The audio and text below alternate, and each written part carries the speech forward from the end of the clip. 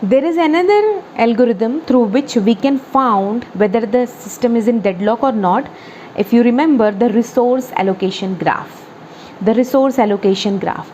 In the resource allocation graph, we make a graph and we try to find out the cycle inside the graph. And if we found the cycle, we say that the system is in a deadlock. In the same way, we can draw the graph here also.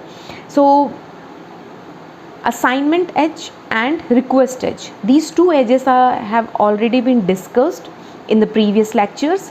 ठीक है, वो क्या होता है? If there is a process, see, if there is a process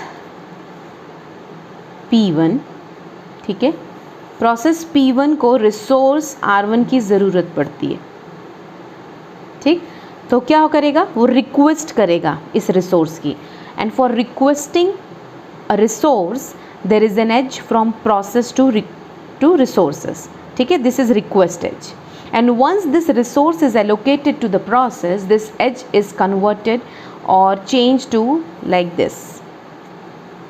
ठीक है, ये हट जाएगा. Now there is no request edge. That request has been fulfilled or assigned. That resource has been assigned to that process. So अब जो direction है वो ऐसा हो जाएगा. This is called assignment edge. ठीक, ये तो तब हुआ जब प्रोसेस ने रिक्वेस्ट किया तो रिक्वेस्ट एज बना और वो रिसोर्स तुरंत ग्रांट हो गया. लेकिन हम इस डेडलॉक अवॉइडेंस में क्या कर रहे हैं? हम एडिशनल इन्फॉर्मेशन लेके रख रहे हैं. क्या एडिशनल इन्फॉर्मेशन रख रहे हैं कि आपका मैक्सिमम नीड क्या है और आपको कौन कौन से रिसोर्सेज चाहिए ये बता दो. तो ये हम रिसोर्स एलोकेशन ग्राफ में कैसे रिप्रेजेंट करेंगे? If a process needs certain resources, it will draw a line like a request edge, but it will be a dotted line and we call it as a claim edge. ठीक है, ये claim edge है कि process P1 को resource R2 कभी भी ज़रूरत पड़ सकता है. These are the additional or priori information given by the process to the system. ठीक है, so in that way, see here, the claim edge Pi to Rj indicates that process Pi may request resource Rj at some time in future. ठीक है, when process Pi request Rj, then this claim edge है ना, वो देखो, अगर ऐसा किया हुआ मतलब ये कभी भी इसकी रिक्वेस्ट कर सकता है, लेकिन रिक्वेस्ट किया नहीं है. ठीक, जब वो रिक्वेस्ट करेगा तो it will be converted into request as like this, and once it is this resource R2 is assigned to the process, this edge is converted into like this. The direction will be changed.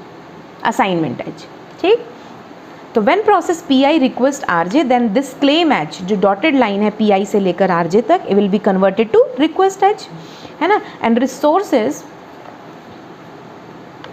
resources must be claimed a priori in the system. हमने यही बोला. P1 देखो, P1 को क्या चाहिए? वो कभी भी R2 की डिमांड कर सकता है. ठीक, R1 अभी उसको एलोकेटेड है. In the same way P2 R2 की डिमांड बाद में कभी भी कर सकता है, और वो P2 R1 की डिमांड कर चुका है, रिक्वेस्ट कर चुका है R1 की, बट क्लेम कर सकता है R2 को कभी भी, आपको पता नहीं कब करेगा. P1 को R1 एलोकेटेड है और वो R2 की डिमांड कभी भी कर सकता है. अगर वो कर दिया, दोनों ने एक साथ कर दिया, ठीक है, या किसी एक को ये एलोकेट हो गया और दोनों ने एक साथ रिक्वेस्ट की और एक को एलोकेट हो गया और दूसरा रिक्वेस्ट ही कर रहा है, तो ये क्या बन जाएगा? साइकिल बन जाएगा. हमको इसी साइकिल को क्या करना है? अवॉइड करना है, टू अवॉइड द डेडलॉक. मान लो प्रोसेस P1 ने पहले रिक्वेस्ट किया R2 और R2 चेंज हो गया, रिक्वेस्ट एज में चेंज हुआ P1 to R2, then R2 से P1 में एक असाइनमेंट एज बन गया. उसी समय P2 ने R2 की डिमांड कर दिया. अब R2 तो ऑलरेडी P1 के पास है, तो P2 इस क्लेम एज को किस में कन्वर्ट कर दिया है? रिक्वेस्ट एज में, राइट. तो ये क्या बन जाएगा? साइकिल बन जाएगा, राइट. ये साइकिल नहीं बनना चाहिए.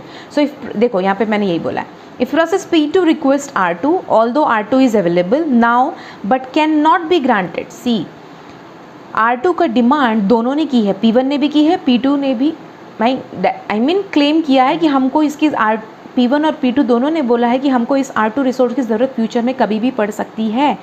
तो जब P2 अगर सबसे पहले रिक्वेस्ट करता है R2 की, although it is not allocated to any of the processes now, ठीक, लेकिन हम इसको दे नहीं सकते. क्यों नहीं दे सकते? जैसे ही हम इसको देंगे और P1 ने रिक्वेस्ट कर दिया तो ये एक साइकिल बन जाएगा, and we want to avoid this. ठीक है, तो but cannot be granted because it makes cycle in the graph and leave the system is in an unsafe state.